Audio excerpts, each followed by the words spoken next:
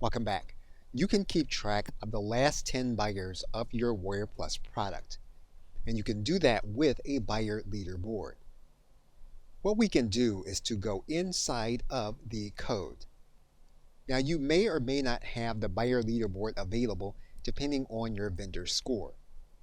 Assuming that you do have it available, we are going to now click Buyer Leaderboard. We're then going to enable the Buyer Leaderboard.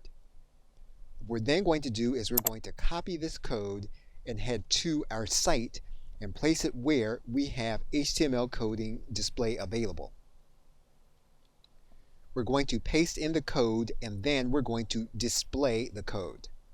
Now for the sake of this video, the actual individuals and the price they paid for the product are both grayed out. However, what you'll be able to see are the first names and last names of individuals that have purchased your product and the price that they paid. Okay, so with that, thanks, and I will see you in another video.